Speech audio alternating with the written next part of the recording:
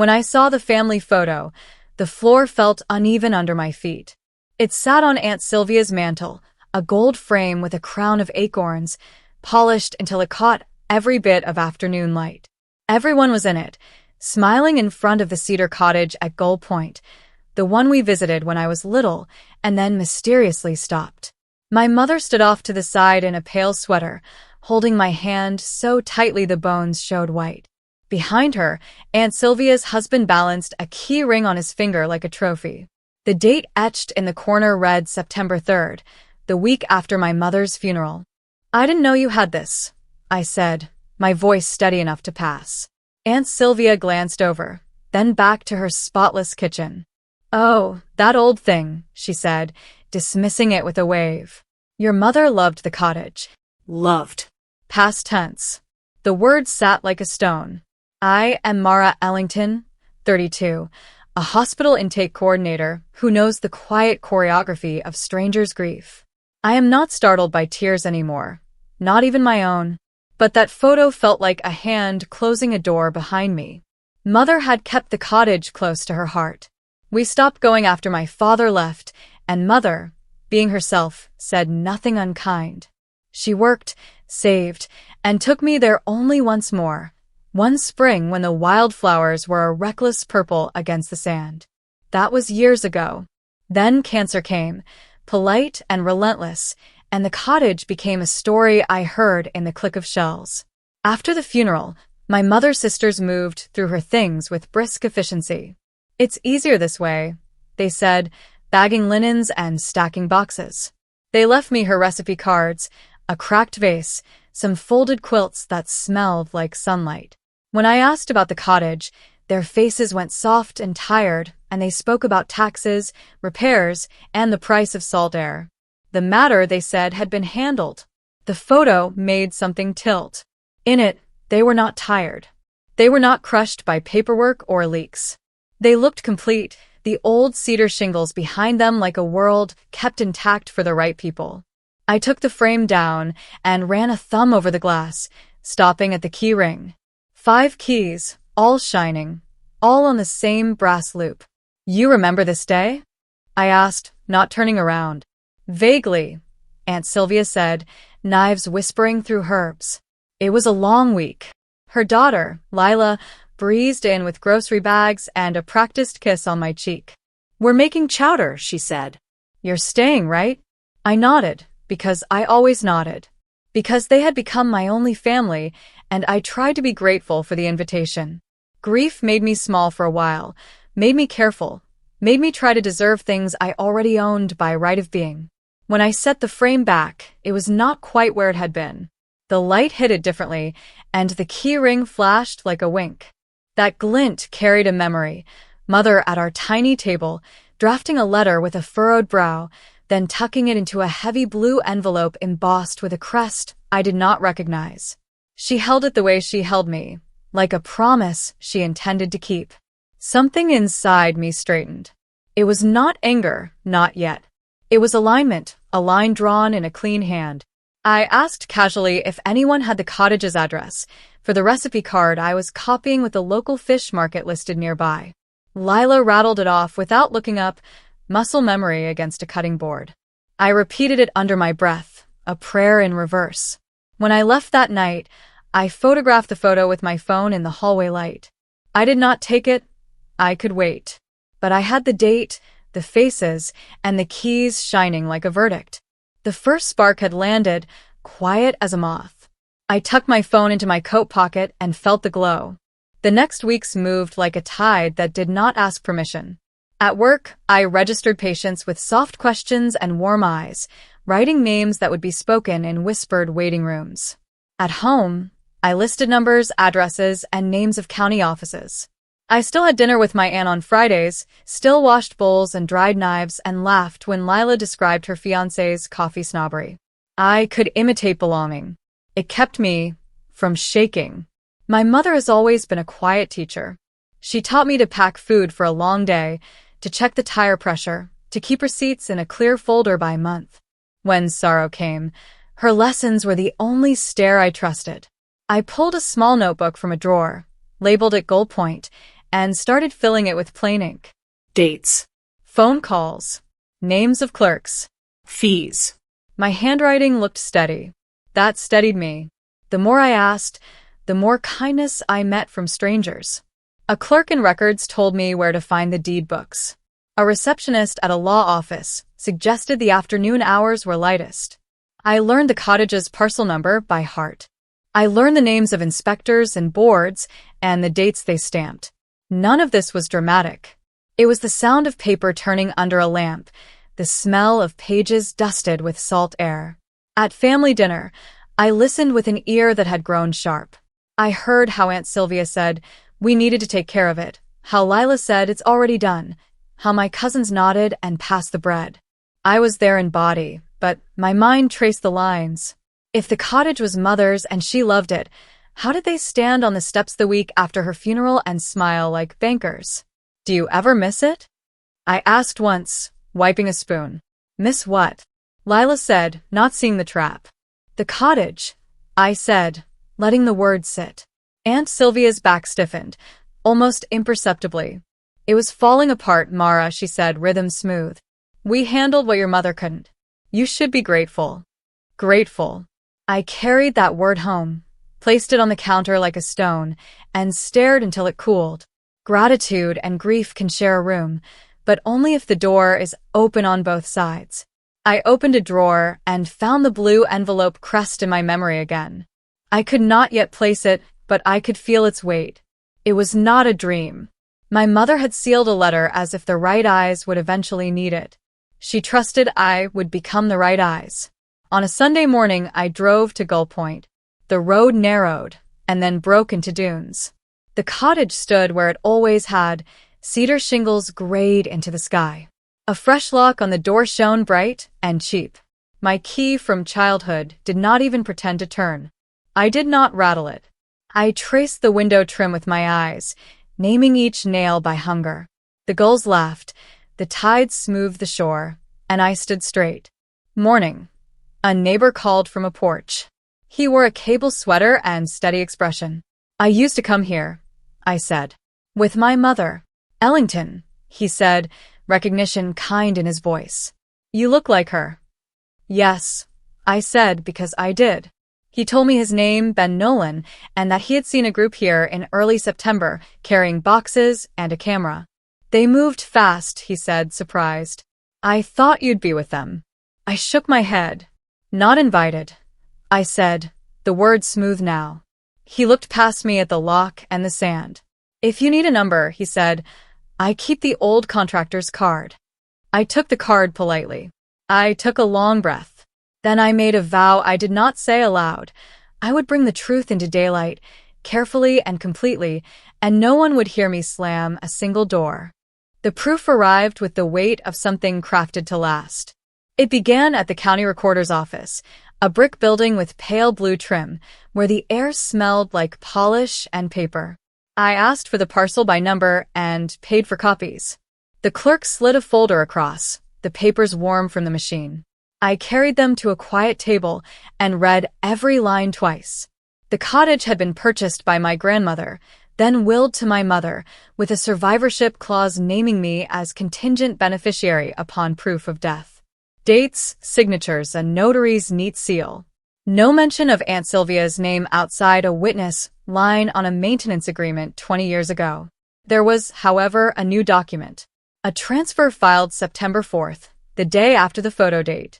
It was an affidavit of heirship merged with a quitclaim deed, naming the family as a unified entity with authority to consolidate assets. The language was sloppy. It referenced a trust that did not exist and a caretaker agreement that evaporated into white space. I turned the page and recognized a crest at the top of a letter stapled to the back, the one from my memories. The letter, written by my mother a year earlier, had been addressed to Ainsworth and Weller, a small firm downtown. It was not a will, but it was precise.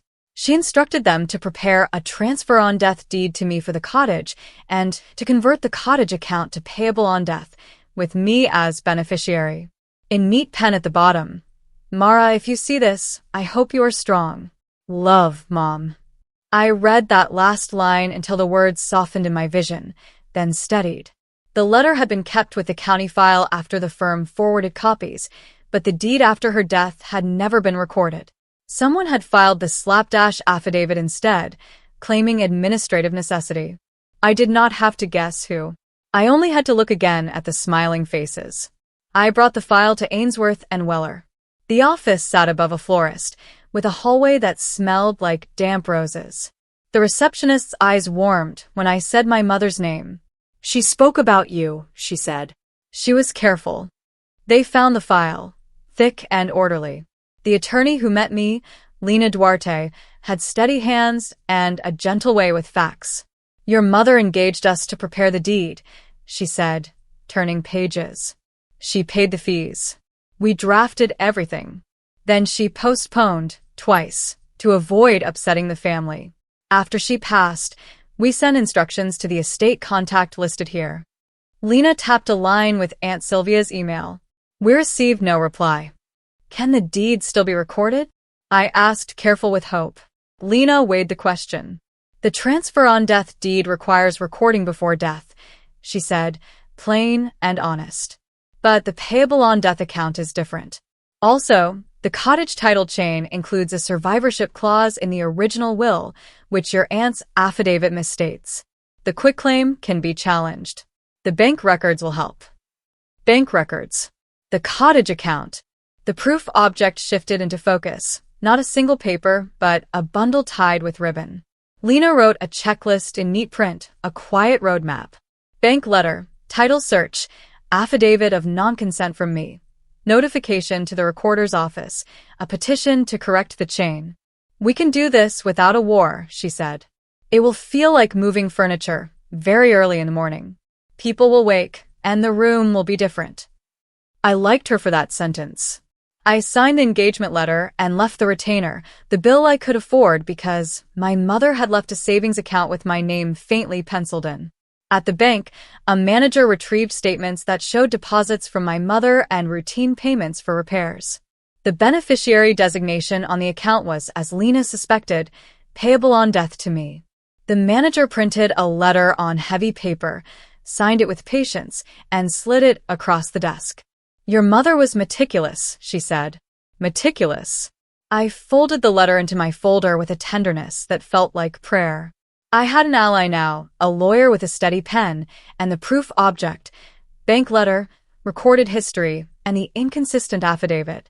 Resolve filled the empty spaces inside me, not hot, not loud, just enough to keep me walking straight. On the way home, the bay lay flat as a polished stone, and the light decided to stay a little longer. We chose a Tuesday late afternoon when the house was usually quiet. Lena filed the petition that morning, then hand-delivered a courtesy packet to Aunt Sylvia, including the bank letter, the title search, and a proposed stipulation to correct the record. No accusations, only precision. While she did that, I drove to Gull Point with a locksmith named Harold, who had forearms like old rope and eyes that saw no theater in his work. The cottage recognized the sound of footsteps, or I believed it did. The lock turned easily under Harold's tools. He replaced it with a solid deadbolt and handed me 2 keys. I let them weigh down my palm before tucking one into my pocket and placing the other on the kitchen sill, where my mother used to line up shelves by size. I breathed once, deep, and left a small envelope on the table. Inside were copies of the petition and the bank letter, the keys' serial numbers, and a note in my mother's handwriting I had kept for years. If you're here, it read in tidy script, you're home. I set a new doormat outside, a plain coir with the word welcome, simple as a heartbeat. At 6, I drove back into town and stopped by my aunt's. The door was open, the kitchen warm, the photo still shining on the mantel. They were at the table with piles of paper, Lena's business card centered like a compass. Lila stood first. Mara, she said, tension under her name. What is this? Correction, I said. A quiet one. Aunt Sylvia's eyes were glassy, not with tears, but with calculation. She lifted the bank letter, read it again, then placed it on the stack. You went behind us, she said, measured. No, I said. I went where Mother intended. I kept my voice even. each word landing with its own weight. The title, the account, the instructions, they are clear. The affidavit was not. "You're making this ugly," Lila said, crossing her arms, then uncrossing them, unsettled by her own posture. "I'm making it accurate," I said. Silence has a texture when truth sits on the table. It feels like linen pulled taut, revealing the shape beneath. Aunt Sylvia stared at the papers for a long time, and the muscle in her jaw worked. "We kept it in the family," she said at last, low. "I am the family," I said. The room tightened at that, like a sail catching wind. "I will not drag this into shouting. There is a stipulation you can sign. No accusations are included. Only corrections. The bank will release the funds to settle the tax bill and maintenance. I will handle the rest. You can keep a key when the paperwork reflects the truth." Lila's mouth opened, then closed, words evaporating on contact with consequence. "You can't just take it," she said anyway. "I'm not taking," I said, calm as a kitchen clock. "I'm restoring." No one moved for a while. The light on the photo shifted, then dimmed. Finally, Aunt Sylvia picked up a pen and clicked it once. The sound was sharp, but not a weapon. "Send me the updated draft," she said to no one in particular, capitulation wrapped in dignity. "We'll review it." "Lena copied you by email," I said. "There is a signature page." "You planned this," Lila said, almost admiring, almost afraid. "I prepared," I said. I tapped the photo's frame, gentle. "You smiled on those steps the week after the funeral. You invited me to dinner the next day. I learned your rhythm. I chose another." I left before triumph could stain the air. In the driveway, I stood still, letting the evening gather. Justice, when it is quiet, has no echo. It absorbs the sound and leaves the room as it should have always been. The cottage opened like a held breath when I returned at dawn. The key slid in with the smoothness of consent. Morning light pooled on the pine floor, showing the path where my mother had walked years ago. The grain rubbed a shade lighter near the sink.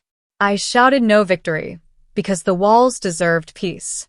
I set a kettle on the stove and listened as it knocked once, twice, before finding its song.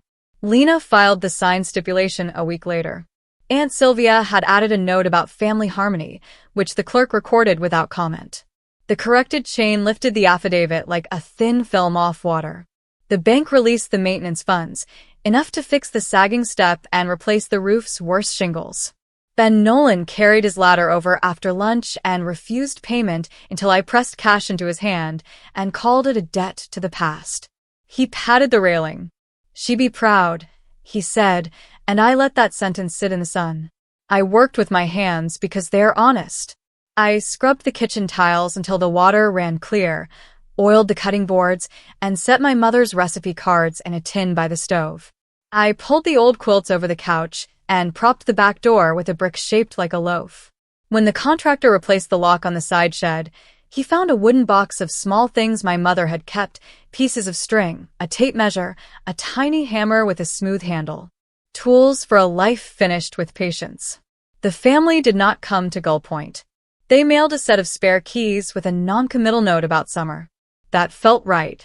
I did not need their contrition, only their accuracy. On a Sunday, I brought the photo from Aunt Sylvia's mantel and set it on my table. The smiles no longer taunted me. They became artifacts of a moment when a choice was made. I turned the frame over and wrote the word corrected on the backing in small letters, then placed it upright and let the light choose it or ignore it as it pleased. Sometimes, when I stood on the porch with a mug, I pictured my mother's letter moving through halls, resting in folders, waiting for my hands. She had not trusted confrontation, but she trusted precision, and she trusted me. I speak to her now in the slow language of tasks completed, the kind you do with the radio low and the window cracked to let in the sea. I tell her the gutters are clear, the step no longer groans, the roof holds. When I drive back to town, I do not avoid my aunt's street. We pass each other sometimes at the market. Our greetings are civil, our eyes steady, the same blood quiet between us. Once, Lila paused by the apples and said, "You made it beautiful." I thanked her, and we stood beside the fruit like two people who might one day tell the same story with different openings.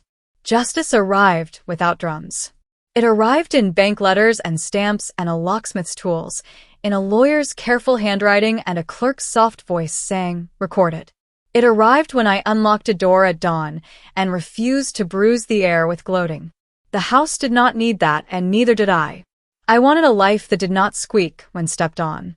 The morning light moves across the floor now, past the table and the tin of recipes, past the shell on the sill that holds the extra key. If I listen, I can hear my mother's pencil against paper, a gentle sound, meticulous and brave. I am learning to live inside that sound.